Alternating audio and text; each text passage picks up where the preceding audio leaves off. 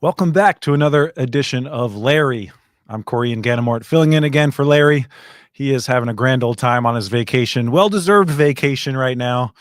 Rumor has it that he is tearing down the karaoke bars, bringing the house down, uh, singing questionable songs like Celine Dion and Whitney Houston and all of the like. But apparently he's having a very good time from what I'm hearing, and we wish him a much longer, better time for the rest of the time he's there.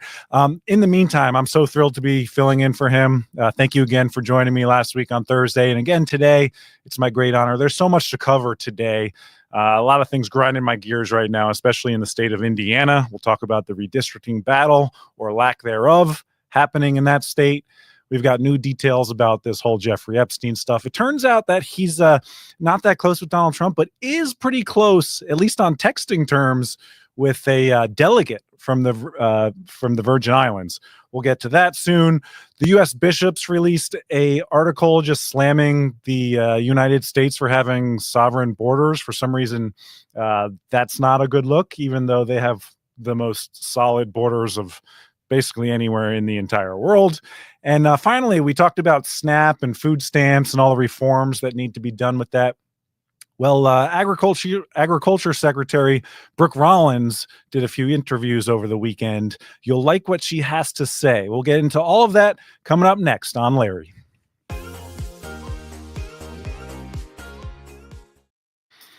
So last week on Friday, we got news that the Indiana State Senate is run by a whole bunch of losers. They call themselves Republicans. I call them rhinos. Apparently, they have no appetite to fight the fights that are needed in this country. They have no idea what time it is. They have no idea how vicious the Democrats are at clinching victory. And we apparently, as Republicans, not we, but the Republicans over in Indiana are just content on losing. Apparently, there's a redistricting battle. We'll call it a battle just for the sake of it. The governor, Mike Braun, was down to redistrict their state. They currently have 11 electoral votes, 11 districts in their state. Currently goes about 9-2 Republicans to Democrats. And we have the opportunity to redistrict that state so that it's 11-0 or 10-1. 11-0 would be ideal. However, apparently Republicans in that state don't have the appetite for it. It's just the norms, the conditions, the norms.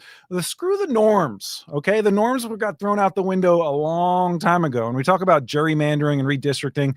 Take a look at their bordering state, Illinois, okay? It's one of the most gerrymandered state in the country. Look at Maryland. Look at other states like this. They don't care about norms and representation that follows the people. I mean, get real, Indiana. Understand what time it is.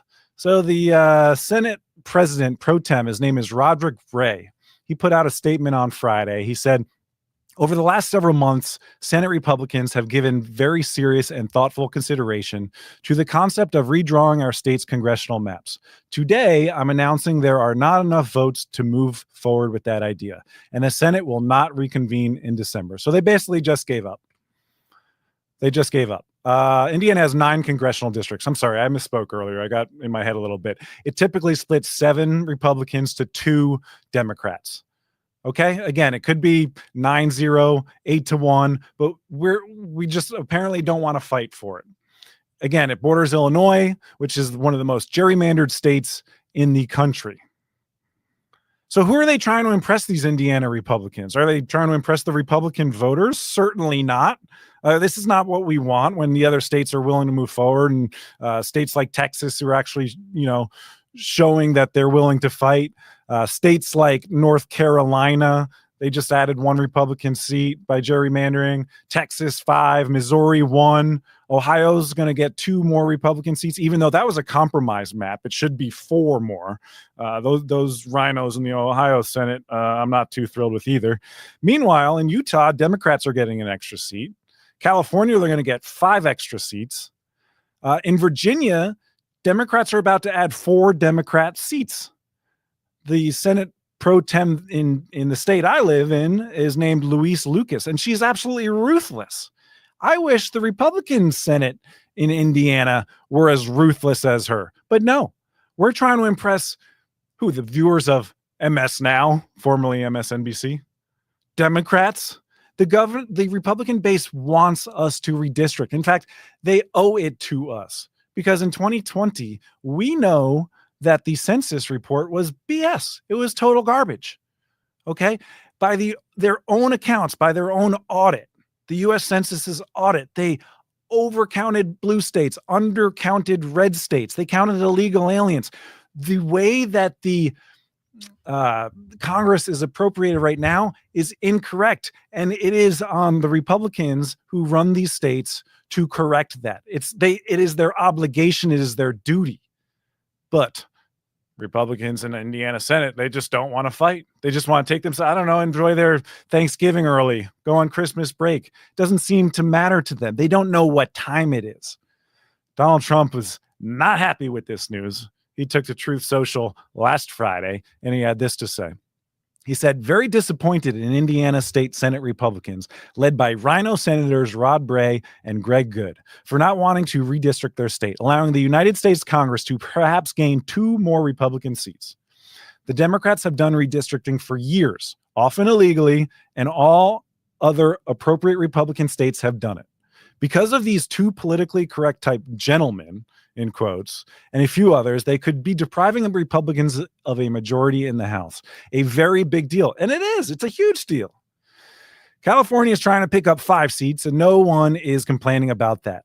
It's weak Republicans, rhinos, that cause our country such problems. It's why we have crazy policies and ideas that are so bad for America.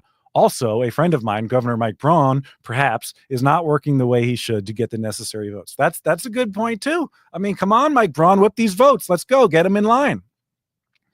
Considering that Mike wouldn't be governor without me, not even close, it's disappointing. Any Republican that votes against this important redistricting, potentially having an impact on America itself, should be primaried. Indiana is a state with strong, smart, and patriotic people. They want us to see our country win and want to make America great again. Senators Bray, Good, and the others to be released to the public later this afternoon should do their job and do it now. If not, let's get them out of office ASAP. Well said. And Donald Trump is probably the only person with the ability to primary these guys and have them lose. That's all he does after primary their opponent. They're going to lose. And all these Republicans, norms, conditions, you can't redistrict in the middle of the census. It's supposed to be done every 10 years. That's BS. Throw that out the window. New York finalized its new congressional maps in February 28th of 2024, just last year, a year and a half ago. It was very little covered in the media, very little covered on the mainstream networks. Why? Because they kind of secretly did this. We're only supposed to do it 10 years, they tell us, but New York did it. They made 2 seats more blue. Okay? In New York, the redrawn map was passed by the Democratic supermajorities in both the Senate and the Assembly, with votes of 45 to 17 in the Senate and 118 to 30 in the Assembly. Okay? So it's been done before. Other states are doing it. Blue states are doing it. It's time for Republicans to catch up. And again, in 2020, it was done wrong, according to the own census's audit. So we owe it to the Republican voters. We owe it to this country to have fair maps. And that's what Indiana is depriving us right now. So if you live in Indiana, get on those phones. Call these guys. Let them know it's not acceptable. And I'm just so darn sick of Republicans clinching defeat from the jaws of victory. Donald Trump wants to end the filibuster so that way he can pass more of his legislation. And the counter argument is like, oh no, well, Democrats will have so much power when they finally take office again. And so Democrats are hesitant, or Republicans are hesitant. We don't want to give them the power to do that. We want it just for ourselves, but we don't want to give it to them. So let's not end the filibuster. But I think a stronger counter argument of not ending the filibuster is that when Republicans have power, we don't do anything with it. Okay, so we're going to end the filibuster and do nothing. I mean, if these Republican senators from Indiana can prove anything else, it's that we don't have the spine to actually do what's right for the country. Democrats will when they ever take power over again. So That's what I struggle with right now. Yeah, we could blow up the filibuster. We can end that. And Donald Trump wants us to. But do you really have faith that Republicans will govern to the way we want them to should the filibuster be ended? I have my doubts. And those in Indiana are proving those doubts correct. It's like having a secret passcode, sharing it with your enemies, but not knowing the passcode yourself. Okay. They could use all of this, when the filibuster is in, they could patch and rush through their legislation, but we just are hamstringing ourselves. So that's my frustration with this. I'm open to the idea of ending the filibuster, but boy, we better use it. We better use it. Trump today took to Truth Social just this morning, right before the show started, and he had more to say about this Indiana failures to redistrict. He went strong again. He said, "I will be strongly endorsing against any state senator or House member from the great state of Indiana that votes against the Republican Party and our nation by not allowing for redistricting for congressional seats in the United States House of Representatives, as every other state in our nation is doing. Republican or Democrat. Democrats are trying to steal our seats everywhere, and we're not going to let this happen. This all began with the rigged census. We must keep the majority at all costs. Republicans must fight back." So again, take Donald Trump's word. Call, if you live in Indiana, call your representation. Let them know that this is not acceptable. Pressure does work, and we need to keep the pressure up. We need to keep the pressure up. I want to move on to another thing that's been really interesting over this past weekend. The Democrats think that this whole Epstein thing is going to take Donald Trump down, as if they haven't tried enough. They haven't tried to imprison him. They haven't tried to kill him. Okay? They think this Epstein document stump is really going to take him down. This time they're super, super serious, guys. They're super serious. It's really going to work. What we learned this weekend is that there is a House member. She's a delegate. She's not a congresswoman, but she speaks on behalf of the people in the Virgin Islands. She doesn't get voting rights. She's just kind of a figurehead. Her name is Stacey Plaskett, and she's a little bit crazy. It was revealed this week that Jeffrey Epstein was feeding questions to Rep. Stacey Plaskett during a 2019 congressional hearing and giving her real-time help on how to damage President Trump's reputation. The texts, first reported by the Washington Post, show the convicted pedophile pontificating with Plaskett during a February 27th, 2019 House Oversight Committee hearing in which the then former president's ex-attorney, Michael Cohen, was testifying about Trump's alleged payments to mistresses to silence stories before the 2016 election. All that was proven to be BS. In the texts, Epstein appeared to be watching on television while Cohen brought up former Trump executive assistant Rona Graff in his testimony. I'm going to play this video in a second, but a little more context.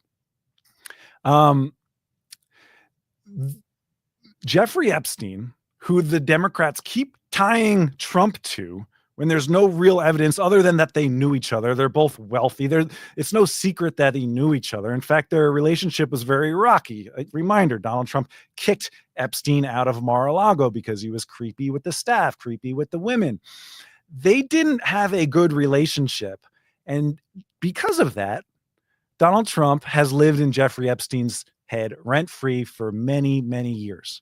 He's always thinking about him. Here's a guy he used to be friends with, becomes super, super successful. He's already a billionaire at that point, mind you, becomes president of the United States. And Jeffrey Epstein is obsessed with this because according to Epstein and according to sources close to Epstein, he always thought he was the smartest person in the room.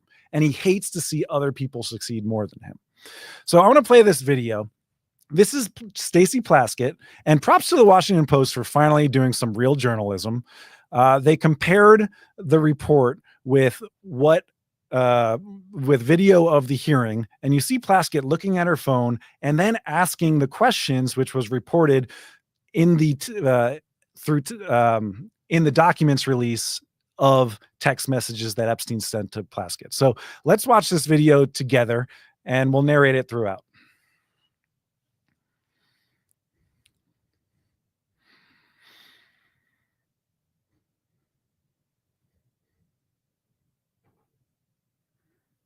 Here's the Washington Post. When Barack Obama was president of the United Text from States. Epstein. Are you chewing? While we were once driving through a struggling neighborhood in Chicago, He commented Not that only anymore. Black people could live that way. Attorney-client privilege, yes, I will turn it over. You, as my From friend, Mr. Epstein. Meadows, Cohen pointed brought out, up misled Rona, this committee keeper of the today in a written secrets. submission that contradicted your testimony. You have suggested you are going Rona. to review that. Did you review? Are you going to review it in our next break to correct the record? Yes or no? Yes. Quick, Question, you I'm up helped out the next. president- Is that an acronym? Who's Rona? It was your idea for the campaign dating That's his back to assistant. 2011. Is that accurate? Yes or no? Yes. Mr. Weisenberg and other individuals, Ms. Rona. Who are those individuals? Are they with the Trump organization? They And are. are there other people that we should be meeting with? So Alan Weisselberg is the chief financial officer. Uh-huh. of the You got to Trump quickly give us organization. as many names as you can so we can get to them. Yes, ma'am. As Ms. Rona, what is Ms. Rona's position? Rona Graff is the Mr. Trump's executive assistant. And would she be able to corroborate many of the statements that you've made here? Yes, her office is directly next to his, and she's involved in a lot that went on. So during this exchange, you see that Stacey Plaskett, the delegate from the Virgin Islands, mind you, this is a person who Jeffrey Epstein previously donated campaign funds to, over $8,000, by the way. There is a relationship there.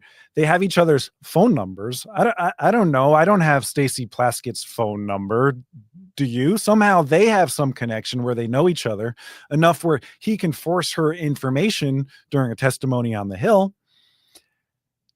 Do you remember any mainstream outlets condemning Stacey Plaskett for having any kind of relationship with this convicted sex offender? Anybody? Mind you, he was convicted of all these crimes in 2008. He's a bad guy. Stacey Plaskett knows this. Nobody here is condemning her, asking about this. It's all about, no, Trump and Epstein's relationship. Well, I'd like to know a little bit more about Stacey Plaskett's relationship with Jeffrey Epstein, wouldn't you? You know, Plaskett wasn't going to comment on this subject, according to reports, up until the Washington Post released this video that you just saw. She was going to hopefully let it blow over. Nobody would ask questions. Nobody would mind. We'll just continue as normal. Trump, Epstein, they're combined at the hip when there's actually no evidence of that. Finally, they released a statement through Plaskett's chief of staff. Her name is Angeline Muckle-Jabbar.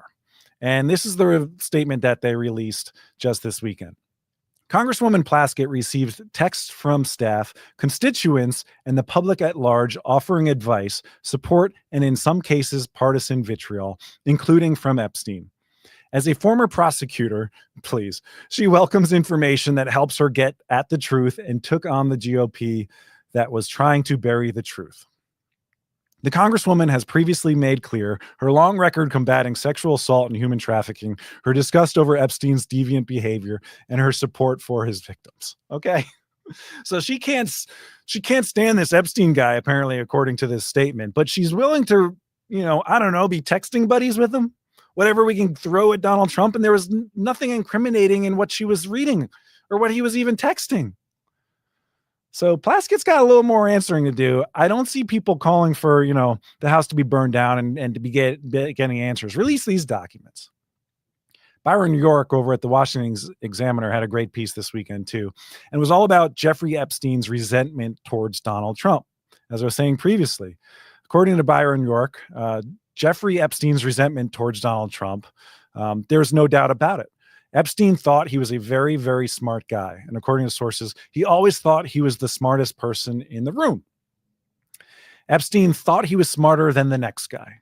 When in 2008, Epstein pleaded guilty to procurement of a minor for prostitution, which also doesn't even make sense. There is no such thing as a prostitute who is a minor. It's called statutory rape. But when in 2008, Epstein pleaded guilty to procurement of a minor for prostitution, his defense asked for leniency based on his unique intellect. So here's a guy who's bigger than the law, according to himself. He's just too smart. He's just too smart to get arrested for this kind of stuff. Byron York continues, someone with such high regard can be deeply disturbed if a friend or associate or a former friend, Donald Trump, achieves more, makes more money, and rises higher up society's ladder than the person who he feels is the strongest person in the room. Again, himself, Jeffrey Epstein. Reading through Epstein's emails released by Republicans on the House Oversight Committee, one gets the impression that Epstein was troubled by the success of his former friend Donald Trump as he watched Trump take a wildly improbable path, as we all did, from successful developer to television star to president of the United States. At the same time, of course, Epstein was pleading guilty to sex crimes, struggling to recover, and then finding himself charged with even more serious sex crimes. Suicide in jail cell was his future, while Donald Trump was still in the White House. So here's a guy deeply, deeply jealous. So don't be surprised when you see Donald Trump's name in emails, in texts, whatever, from Jeffrey Epstein. They knew each other. Epstein resented the fact that Donald Trump was super, super successful. Meanwhile, Jeffrey Epstein was in jail. It makes sense. So you'll probably see more documents released, more connections. Donald Trump lived rent-free in Jeffrey Epstein's head. And remember that every time you see the texts, the emails, they're all coming through. So Donald Trump, this was last night. Again, another long truth social on the issue of the Epstein documents, because again, this is all that Democrats want to talk about. You know, we reopened the government, and on the same day they released information, which was retracted. Virginia Giuffre's name was retracted, even though it didn't need to be, as we covered last Thursday. They're trying to distract from the success of Donald Trump's presidency. So he wrote on Truth Social, it's a long one, but it's a good one, and I'm going to read it for you right here. As I said on Friday night aboard Air Force One to the fake news media, House Republicans should vote to release the Epstein files because we have nothing to hide. And it's time to move on from this Democrat hoax perpetrated by radical left lunatics in order to deflect from the great success of the Republican Party, including our recent victory on the Democrat shutdown, which, by the way, polling shows Democrats definitely lost the messaging war on the shutdown. It's why Democrats were trying to make this into Jeffrey Epstein. He goes on. The Department of Justice has already turned over tens of thousands of pages to the public on Epstein, are looking at various Democrat operatives, Bill Clinton, Reid Hoffman, Larry Summers, etc., because their names appear, and their relationship to Epstein and the House Oversight Committee can have whatever they are legally entitled to. I do not care, he said. All I do care about is that Republicans get back on point, which is the economy, affordability, our victory on reducing inflation from the highest level in history to practically nothing, bringing down prices for the American people, delivering historic tax cuts, gaining trillions of dollars of investments into America, which is a record, the rebuilding of our military, securing our border, deporting criminal illegal aliens, ending men's in women's sports, stopping transgender for everybody. I love how he says that, and so much more. Nobody cared about Jeffrey Epstein when he was alive, and if the Democrats had anything, they would have released it before our landslide election victory. Some members of the Republican Party are being used, and we can't let that happen. Let's start talking about the Republican Party's record, setting achievements, and not fall into the Epstein trap. So there he is. He's hoping to put this to rest. There were definitely some problems in how Trump, messaged this in the beginning, with Pam Bondi inviting all of the, social media influencers, DC Drano, Hayo Raychek from Libs of TikTok. They had the Epstein documents in their hands. They said it's all released. No, we need more.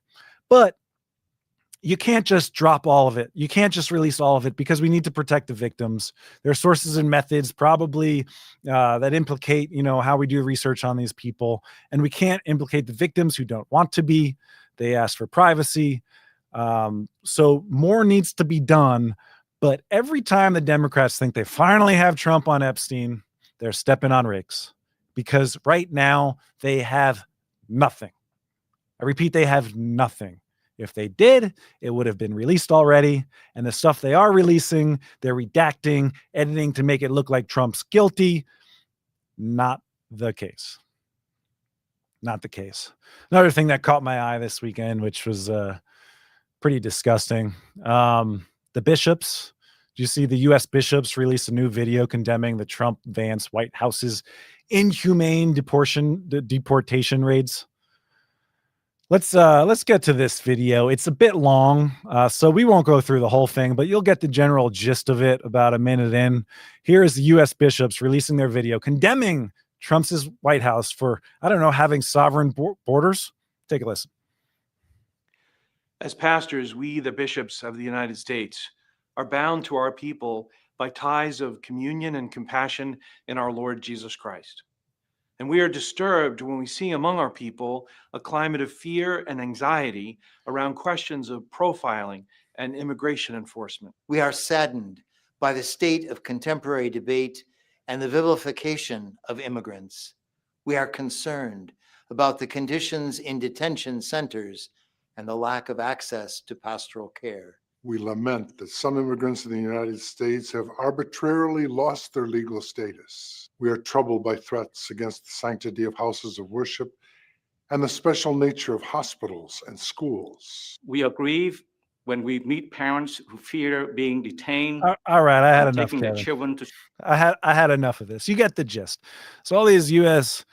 Catholic bishops are really, really annoyed that Donald Trump is protecting Americans from people like he always calls them, the criminals. They're from the mental institutions, insane asylums. Yeah, not all of them are, but a lot of them are. And why risk having one of them in our country when we can just shut it down completely? To these bishops, there is nothing compassionate about an open border. We know that because 300,000 children went missing under the Biden administration due to these open borders. They bring them into the country, 300,000 of them. Where the hell are they? We don't know. Is that what the Catholic Church is saying is a good thing? Is that what you'd prefer to go back to? I don't think that's very Catholic. I'm Catholic. I'm not a practicing Catholic, I will admit, but I don't think that they would support missing children. How many people take the dangerous trek to get here? People die making that trek. They drown in the rivers. Okay. This is not compassionate. When you have murders into this country, just ask the families of Laken Riley or Rachel Morin or so many other people who have suffered from the policies of an open border. That's not Catholic. And by the way, Tom Homan did an interview in September. I would like to get a more updated number, but 23,000 of those missing children have been found so far under the Trump administration. I don't see these bishops thanking Donald Trump for this, returning them to the family, saving them from sex trafficking, saving them from danger. It would be nice to hear, hey, thank you. That's very Catholic of you. Don't you think? And the pure hypocrisy of these bishops, okay? When we talk about the Vatican City, it is one of the hardest places to access if you are not a citizen. And it is one of the hardest places to become a citizen of. Citizenship is only granted to employees, clergy, cardinals, and their immediate families, and it is revoked upon leaving service. Not anyone can just access the Vatican City. There's no general immigration pathway, asylum program, or acceptance of unauthorized entrances. All access requires private approval for visa visitors, and this controlled approach is normal. You would ask this of any other country. Some reason it's okay for them to have strong borders, but not for the U.S. Makes no sense. And by the way, we talk about building the wall on the southern border, which we should be building more of. And I saw a video recently of the wall continuing, and I would like to see more of that because that was one of Donald Trump's biggest campaign promises in 2016. He got a lot done, not nearly enough because Democrats were hindering him through legal warfare the entire way. And then when Joe Biden became president, they were actually selling the wall materials for pennies on the dollar.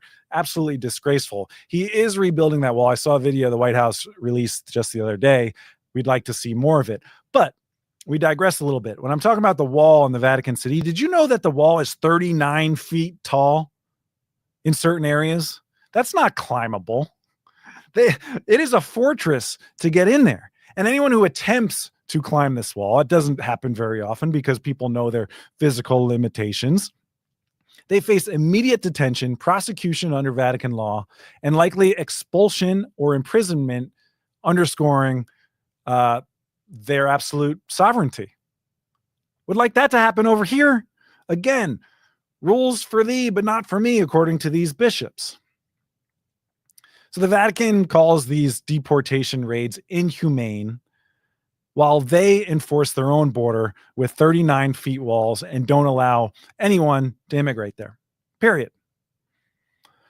So I don't know. These bishops, first of all, they profit. They profit from U.S. American taxpayers. They're pulling in billions of dollars from taxpayer funds when most of that is funneled through Catholic charities and other NGOs of the like. They've benefited from horrible United States domestic policy, yet they ridicule us for wanting to close our borders. The hypocrisy here is off the charts. Tom Homan reacted to this, and I apologize for a little bit of background noise. It seems like there's some either construction, maybe the East Wing Ballroom, I don't know, or some moving going on at the White House. But Tom Homan was asked about this late last week. It was Friday night, and here's what he had to say. He called them out for their hypocrisy as well. Week, the Catholic bishops sent out a special message. They said they get that countries can secure their borders, but they don't like these mass deportations. What's your message? So the message, according to them, the message they should send to the whole world is that if you cross the border illegally, which is a crime, don't worry about it. If you get ordered removed by a federal judge after due process, don't worry about it, because there shouldn't be mass deportations. If that's the message we send to the whole world, people are still going to put themselves in harm's way to come to the greatest nation on earth. They're going to spend their life savings and give them to the criminal cartel. We saw during the Biden administration, when there was no immigration enforcement, over 4,000 aliens died economic during historic death. 250,000 Americans died in fentanyl historic right. Secure borders saves lives. I wish the Catholic Church would understand that. We have the right to secure our borders like they have the right to secure their facility. You can't come to their facility without getting arrested. Matter of fact, the penalties entering their facilities are much worse than ours. So, we're going to force the law. And by doing that, we're saving a lot of lives. Secure border saves lives. And one of the reasons no one talks about why we have the most secure border in the history of this nation is because exactly what ISIS did. ISIS sent a message to the whole world: don't give your life savings to come to the country, because you're not going to be released. You're not going to cross the border illegally when it's possible. So the Catholic Church, I'm sorry. I'm a lifelong Catholic. I'm saying it as not only at borders, I'll say it as a Catholic. I think they need to spend time fixing the Catholic Church, in my opinion. Pretty well said. I couldn't say it better myself. I didn't even talk about the fentanyl deaths that an open border has caused. It's not very Catholic to invite fentanyl over the border, which is killing our youth, killing our adults, killing everybody. You said 250,000 people a year. Yeah, that's no good. And again, 300,000 children were lost during the Biden administration because of our open borders. 23,000 have been found so far, hopefully more. But Tom Homan, he's done this before too. The Pope Francis has usually complained about, the United States, at least under Donald Trump's first term, keeping their border shut, deporting the people who should not be here. He had things, I guess I can predict it from the Catholic Church. They want one big, beautiful world for everybody where we all live in peace and harmony, but that's just not reality. We know that in an ideal world, we all can live together in peace and harmony, but you don't have a country if you don't have borders. You don't have in America if you don't assimilate. When you have so many cultures clashing together with no expectation to assimilate, there's going to be some bad things that happen. And that's what's happened under Joe Biden's administration. Donald Trump is finally putting a stop to that. And the Catholic Church should revoke their statements, apologize, and actually thank Donald Trump and Tom Homan for keeping Americans safe, because that is what's happening right now. Oh, they should also apologize to Laken Riley's family, Rachel Morin's family, Jocelyn Nungare's family, and so many more. I mean, these are the 3 high-profile cases, but there are so many more that deserve attention. We're not even talking about the fentanyl deaths and the sex trafficking, the rapes that occur. None of it should happen. And I'm disappointed in the Catholic Church. I hope you are too. Something else I was been disappointed in is learning over the past month that 42 million Americans are on SNAP benefits. 42 million Americans are on food stamps. And like I said last week, a lot of these people are high calorie humans, horizontally challenged, AKA fat. Okay. There are a lot of overweight people that you can just scroll on X, scroll on Twitter and say, wow, I didn't realize we were paying for that person's junk food. You should probably cut back a little bit. And yes, I will say SNAP is needed for a lot of people in this country. I'm not being uncompassionate. It should be used for the people who need it, period. But now it's being revealed that there's actually a lot of fraud, waste, and abuse in the food stamp program. Brooke Rollins, the Secretary of Agriculture, was talking about that recently. She said that the Trump administration will require millions of low-income people to reapply for food stamps as part of an effort to crack down on fraud, because there's a lot of fraud in here. There's been people who are dead who are receiving this. 186,000, according to Brooke Rollins, deceased men, women, and children are receiving a check through SNAP. So where's this money ending up? Families? I don't know. The government is writing this check, sending it out. It's disappearing. Again, that's your tax dollars. That's my tax dollars, completely gone. Let's play this video. She was on Rob Schmidt on Newsmax this weekend, and she had this to say about SNAP, and we'll react to it on the other side. On day one, when I was sworn in, which was earlier this year in February, the very first thing I did was send letters to every single state in America and said, never before has the federal government asked for the data, but it is a new day. President Trump is the president. We know there's a lot of fraud. We need to help partner with you all to figure out how to make sure that this money and these benefits go to those who truly need it and not rife with fraud and corruption. 29 states, mostly the red states, responded with their data sets February, March, April. So the numbers that you're talking through, those are numbers that we have been collecting and analyzing since early summer, late spring. Okay. The fact that this spotlight shined on SNAP has allowed us to talk about it. But here's the most unbelievable news I have really just over the last few days, that 5,000 dead people, that was just 1 month. The number is closer to 186,000 deceased men and women and children in this country are receiving a check. Now, that is what we're really going to start clamping down on. 500,000 are getting 2. But here's the really stunning thing. This is just data from those 29 mostly red states. Can you imagine when we get our hands on the blue state data, what we're going to find? It's going to give us a platform and a trajectory to fundamentally rebuild this program, have everyone reapply for their benefit, make sure that everyone that's taking a taxpayer-funded benefit through SNAP or food stamps, that they literally are vulnerable and they can't survive without it. And that's the next step here. Wow. That's some pretty scary numbers that Brooke Rollins, the Secretary of Agriculture, just told us. 186,000 dead people are receiving benefits. And this is data from red states, the 29 red states. So once we receive data from the blue states, we should view them skeptically, because the Democrats are going to try to hide their numbers, so they keep getting, funding from the federal government. The numbers are astronomical. 500,000 recipients are getting double benefits, 500,000.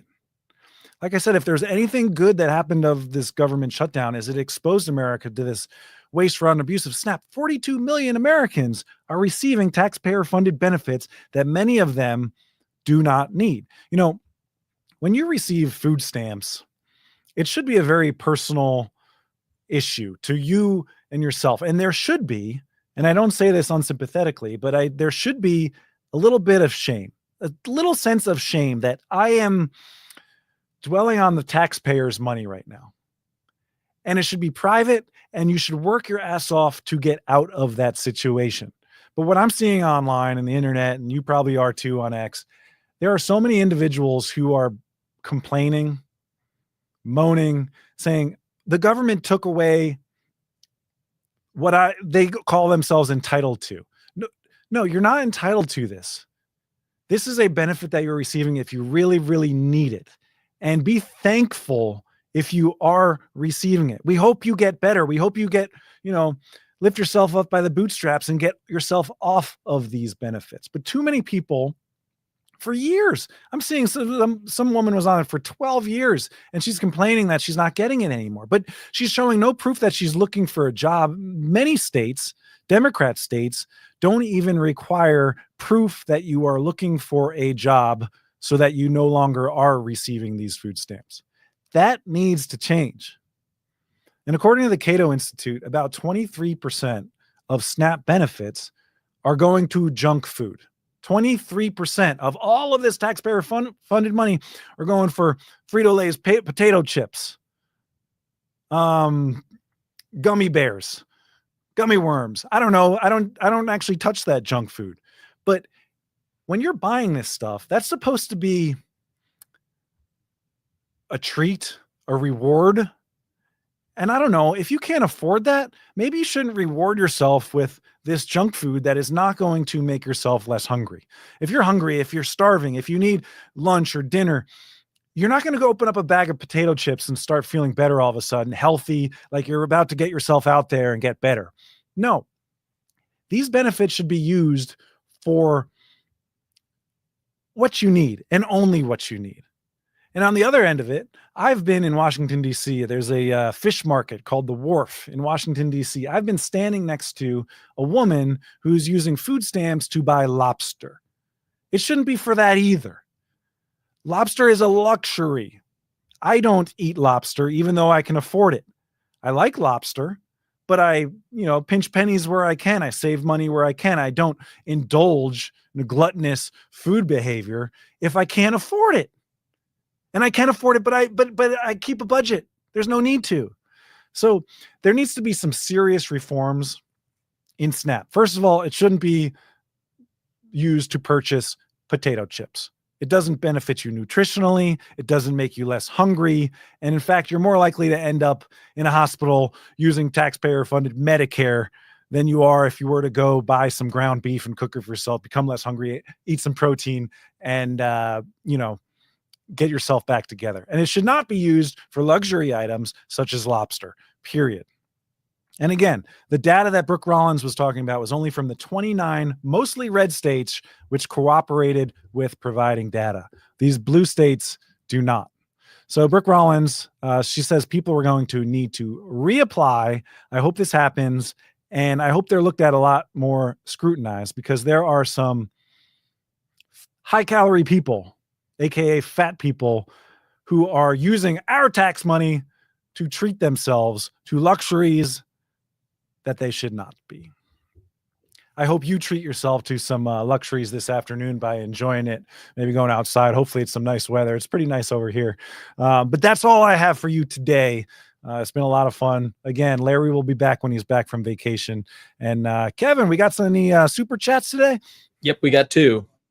All right. Stumble Boots. Hey, one of those. $2. Thank you so much. That's very kind of you. I appreciate that. What? Jeff Dupuy Sr., $5. Wow. Thank you. That's very generous. It really is. Dems are now being charged with the exact crimes they have accused Donald J. Trump with. I'm betting the Dems are in bed with Epstein more than we know. Jeff, you might be onto something. And if Donald Trump has anything to say about it, more information is going to be released. Look out.